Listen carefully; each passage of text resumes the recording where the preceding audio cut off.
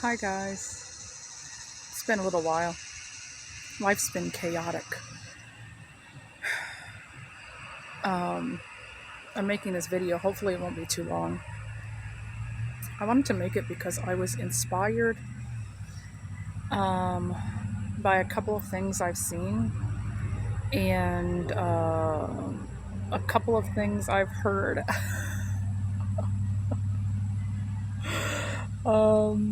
Most of them not good, to be honest. So what's been on my mind?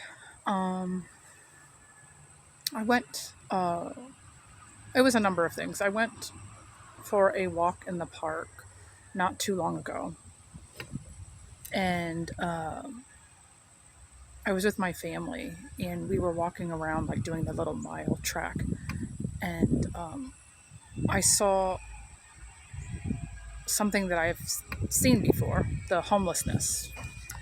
But something about it being at the park that I go to that usually doesn't have homeless people there kind of stirred me. They were sleeping in tents, and they were drying their clothes out on the logs of the fallen trees on the trail. That disturbed me a little bit. And then a couple of days later, I was going to a flea market with my husband, and we were trying to get there first thing early in the morning. And there was a woman sprawled out on a sidewalk, and she just looked like she gave up on life. She was just stretched out, and she was like this, like, I'm done. I'm done. Now, we do have homelessness in our area. I live in what is a low income area. I have a house, but it's in an area that's now becoming more. The area is getting more and more rundown. That's the best way I can put it. And it's definitely gotten worse since the pandemic. The last thing that recently has bothered me the most, and it's going to just seem so probably stupid to you guys that it's not worth mentioning, but it's still it's something, was my son wanted chicken nuggets. And I usually don't try to accommodate this order because it's not healthy. But he doesn't ask me that often, so I said, okay, I'll get him the chicken nuggets. I tell you guys, these chicken nuggets that I threw in the oven, they weren't chicken nuggets anymore. They were like just dots. Like what's smaller than a chicken nugget? A chicken bite? Chicken popcorn? And I said, what the hell? How much further? How much further is this going to go on? This this just sliding backwards into a time that none of us have known, unless we really were homeless, hungry, in a plague, in a famine. Uh, and I was just thinking about these things that all happened like just almost back to back. And then Kamala Harris did her interview, the interview she did with Dana Bash. I told myself not to watch it because I'm not a masochist. But then a part of me said, come on. Come on, Anna, you have to watch it. How can you be a critical thinker if you only watch the things you want to watch and don't give a chance to another person? So I watched it. So anyway, I watched it in the 3 installments that I think CNN put it on. Obviously, I don't watch CNN. but I watched it this time uh, so I could see what it was that Kamala was saying. And oh, can you tell by the way I'm grabbing my face?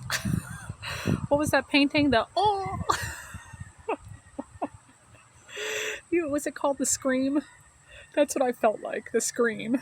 Um, but honestly, first, my immediate reaction to the interview was, you know, what what is she talking about? And then I went back and listened to it again, and I just was reminded of all of the books that I have read in my past and how they're related. And I'm going to show you guys some books, and I'm going to tell you what I mean, okay? Because a lot of people thought that she said nothing. I think she said a lot. I really do. Um, but anyway, hold on. Uh, Somebody's here. I'll be right back. Okay, I'm back. I have a cough drop though. I hope you guys don't mind. So anyway, when I heard her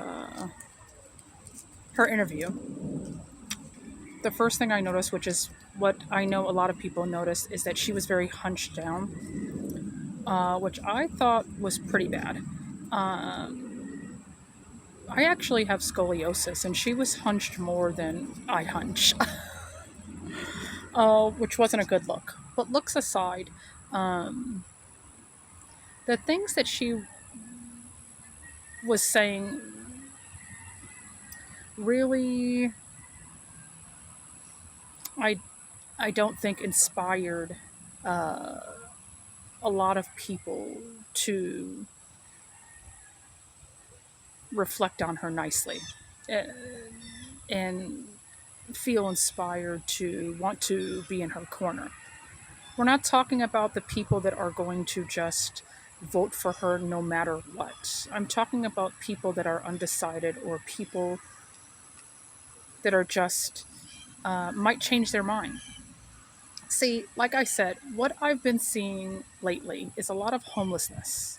Personally, people sleeping on top of each other, young people moving back home with their parents. You can see all the cars lined up in the small houses outside.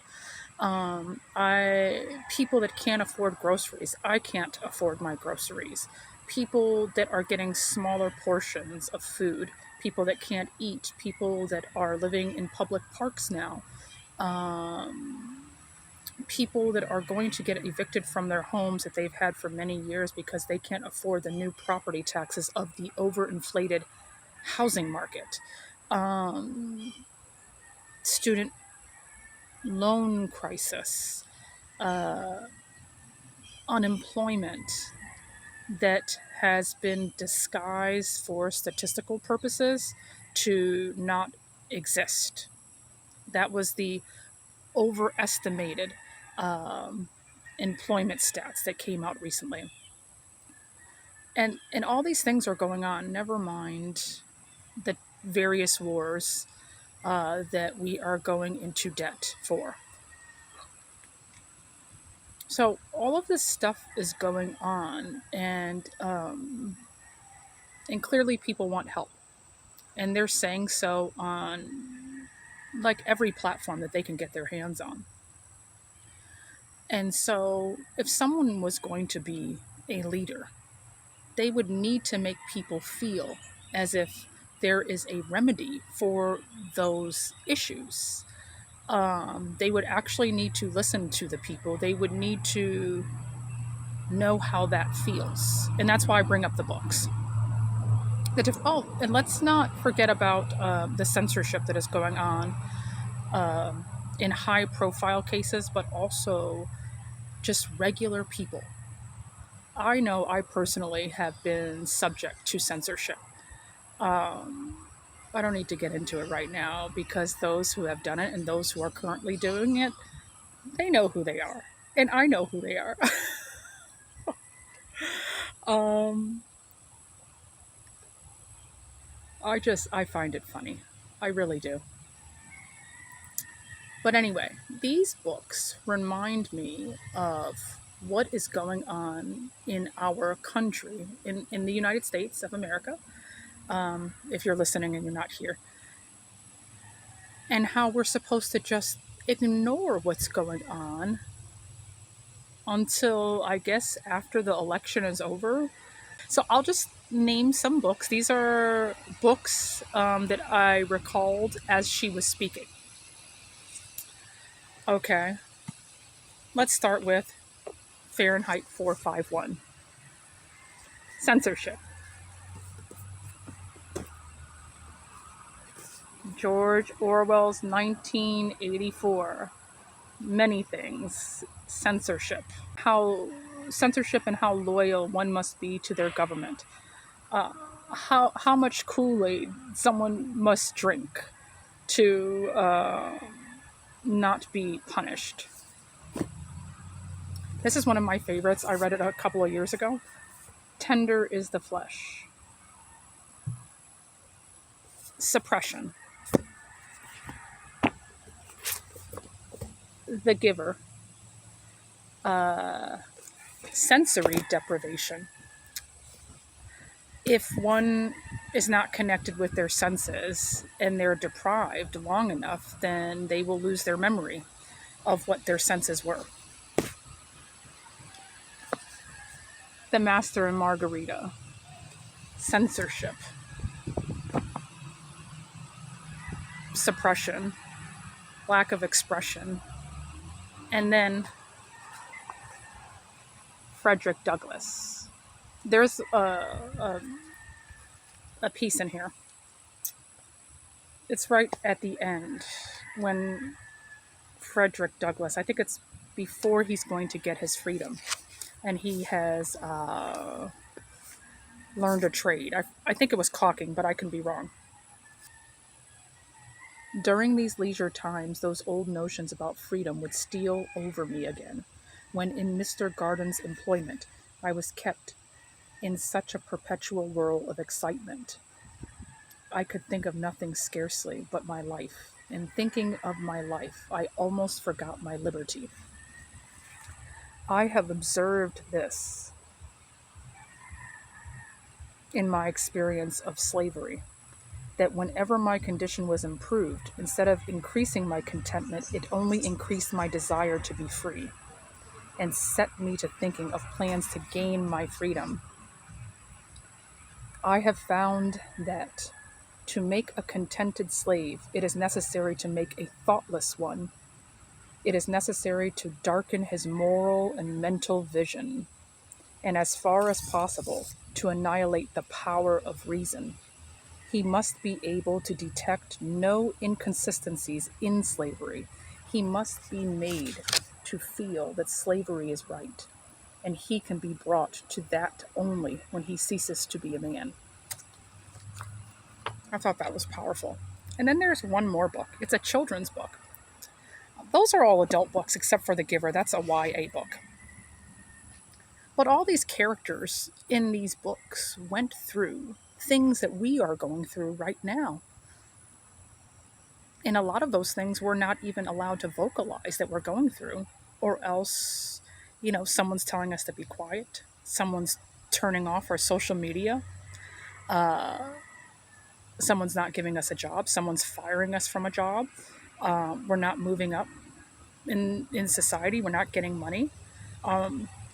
Because we vocalize the issues that we have that are the same as the issues in these books. Maybe that's why some of those books are banned or were banned, right? Anyway, what does this have to do with the interview? Those conditions that people want out of, I don't feel like Kamala Harris knows really what those conditions are. And honestly, Donald Trump doesn't either. You have to feel hunger in your stomach to know what it is and know that you don't want somebody else to feel like that. You have to have been smothered. Your language has to have been smothered for you to know what it's like to be silenced. Um, you have to know the sadness of knowing no matter how hard you try, you can't get ahead because things are so rigged in a way that unless you demoralize yourself or sell out or do one of the many unsavory things, the chances of you moving out of the poverty you were born into or put into, those chances are very slim.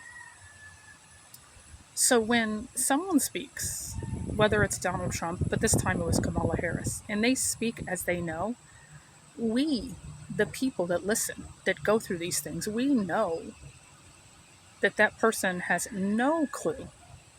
And if they have no clue to the pain we're going through, they hardly know how to fix it. They're just blowing smoke up your rear. Um, she talked about, let me see, I took my notes. She talked about her opportunity economy plans, but she shifted the blame to Donald Trump. She said she was going to see if she could lower the cost of goods. She said she was going to invest in small business. She said she was going to get more affordable housing. Now, I can't speak to all those, but a lot of those things don't make sense because the down payment that she would give somebody for affordable housing would be a drop in the bucket because the houses cost so much now that that person's mortgage would be so high that probably the rate of default on the loan would also down the line be high. So giving someone a down payment to get into a house is just that. It's a drop in the bucket. If they can qualify, if they meet all the conditions, if they can even get a loan, secure a loan for the rest of the down payment. Um, the what was the other thing she said? The cost of goods, lowering the cost of goods. She was talking about possibly going after price gouging. This is something that we needed 2 years ago in 2022 when it began happening, the inflation, which almost, let's be honest, felt like a clawback of the stimulus that many individuals got. They were just clawing back the money through the corporate greed. We all know that many of the politicians benefit from the corporate greed. So imposing law now, all these years later, and then the way you would impose the law, how would you do it? You would do it the way individual states have decided to do it, which is rare. Make a complaint with your attorney general against the person that's gouging you. We know what happens when someone complains. It goes into a building and it stays there for years. And then we are still stuck paying the high prices. So anyway, even if she is able to in paper create a law, the the reality is that through the legal system we will not get any benefit from that law. It will take too long for it to make a real difference. That's what the reality is. Then she said something about inflation going down. Yes, I think it went down, a month ago? But inflation was lower, according to the data, when Trump was in office. I believe at 1.4. The second part of her of her interview covered Dana Bash asking her to address what Donald Trump said about her turning black. Um, she had a critical decision to make here, and it's my opinion that she failed. Why couldn't she just say, I'm Indian and I'm black, and I embrace both parts of who I am, or something like that? Um,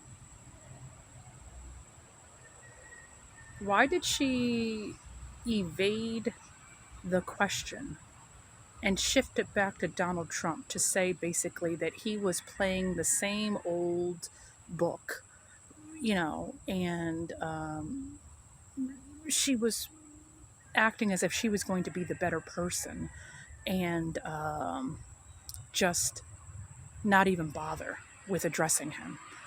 When the reality is that she had an opportunity to embrace who she is seeming like she's claiming to be. Why would you just not just say yes? There's a crazy bug here. Why would you just not say I'm Indian and I'm black? And guess what? I'm proud and wet. And I hope to be able to um, cater to all people, regardless of what color, ethnicity, ancestry, origin, religion they are. Why couldn't she just say something like that? Instead, it seemed like she didn't want to claim the she didn't want to claim that she was black. So instead, she wanted to pretend that Donald Trump had offended her, and even suggesting that she wasn't. And I just think she lost an opportunity there with people that were maybe looking for that. Anyway, last part. Um, this was my favorite part because it said a lot. It said a lot. It actually said more than part one and part two. Um, and that was, I think, I'm looking at my notes. I think Dana Bash asked her about what she was doing when, where she was, what she was doing when Joe Biden had called her and said that he had decided to step down. So she had this story. I'm not going to say it's not true, but it ties all together with the books that I showed, and one more book, which was, she said that Joe Biden called and he basically said that he was going to step down. But before he called, she was in the middle of a breakfast. She was having pancakes, bacon, and she was doing a puzzle with her nieces, or her niece. And when I heard this, I said, oh, well, okay, that's nice. Sometimes, you know, I like to have a good breakfast too. But because it's a politician, it's a little different.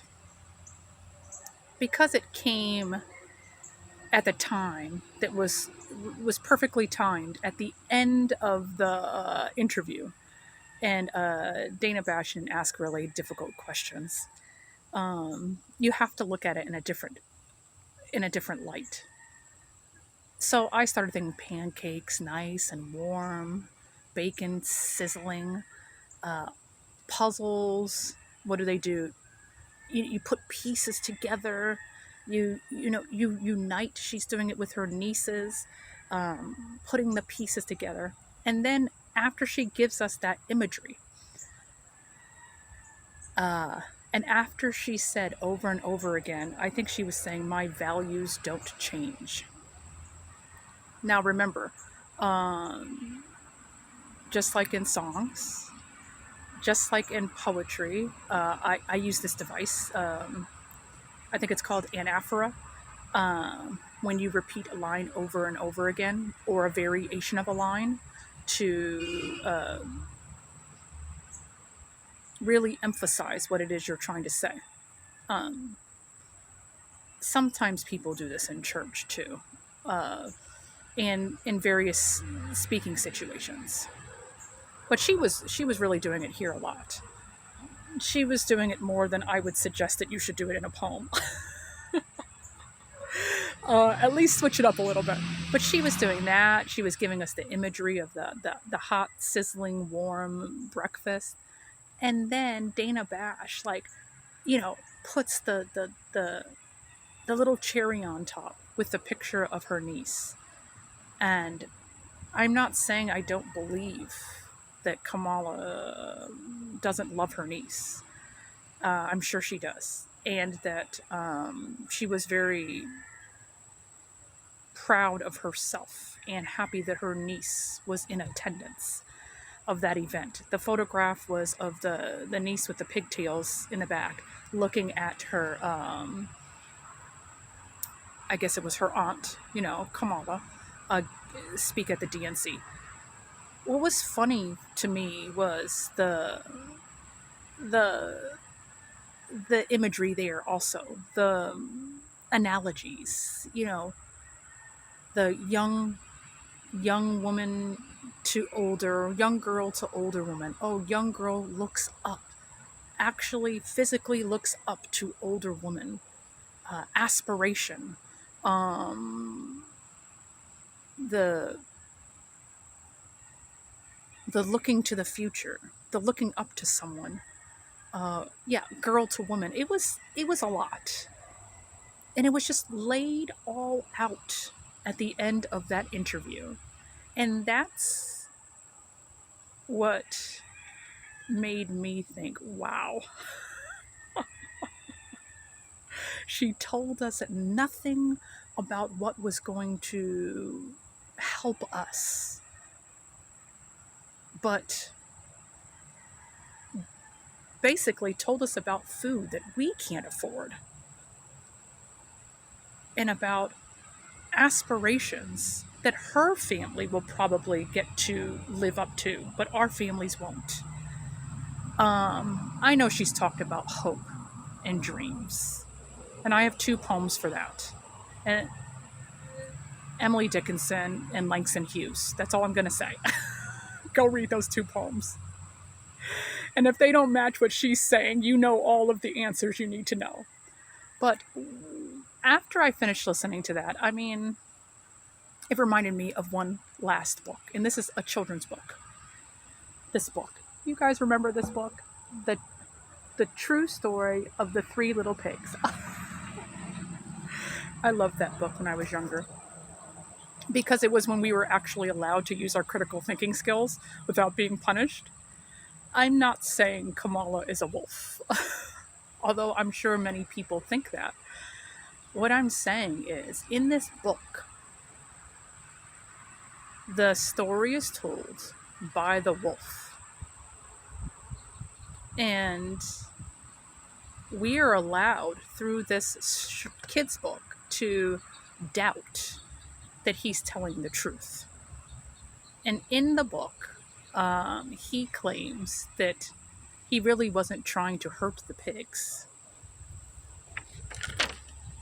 He really wasn't trying to hurt the pigs. He was just looking for a cup of sugar for his grandmother. And things happened to happen. And this is how the pigs ended up, as casualties. In the story, there's various techniques, a lot of weasel words and things that are used to get you as the reader to believe maybe this is the true story. Maybe this wolf is telling the truth, and maybe those pigs and people that were the relatives of the pigs, they were just lying. That interview reminded me of that story, to make sure that I always remember that there are unreliable narrators. And you might say, oh, well, why? Why? Why? Why would a children's book remind you of that? And this is why. And maybe this will be a help to people who listen. Maybe this will actually help, I don't know, people who are going hardcore for Kamala still after that interview, which is that there is a stark contrast by the feelings that people hold, not just fictional characters in these books. I just use these to drive the point home that people have feelings. They feel hunger, they feel pain, they feel homelessness, they feel war, they feel broke.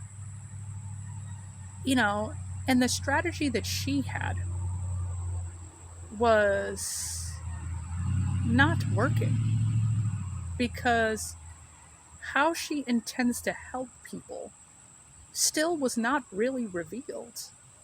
And it has no chance to stand up against uh, the negative feelings, the bad situations that people are going through. The final words that I guess I'll leave you with is, and I have to look, 1 Corinthians 1:25. I was also reading that around the time that she did her interview. And let me read it, okay? It says, "The foolishness of God is wiser than man's wisdom, and the weakness of God is stronger than man's strength." When I was reading this, it made me laugh. That scripture always makes me laugh. Because, many people, they think they're so smart, and they develop these strategies. And often they backfire because they don't know who they are, and they don't know other people. You cannot promise to feed people and house people and end war and not think that people won't know that you haven't been through any of that stuff. And so you have no way of coming up with countermeasures to it. You have no idea. And then to add insult to injury, talk about your own food that's on your plate. Talk about your family that you still have. While families out here are all scattered. I've seen them sleeping on the street. I've seen them in tents. Maybe they're dying in war right now.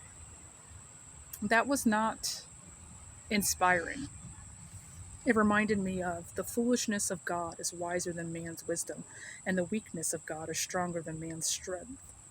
What that reminded me of is to question, what is God's foolishness?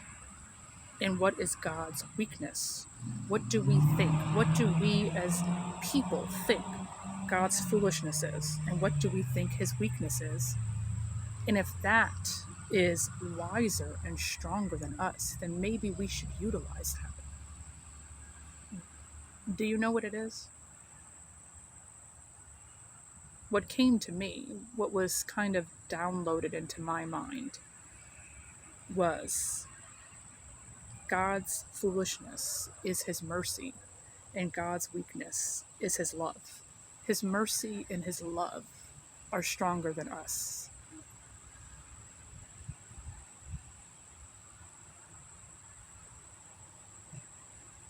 All right. I'll talk to you guys later. Bye.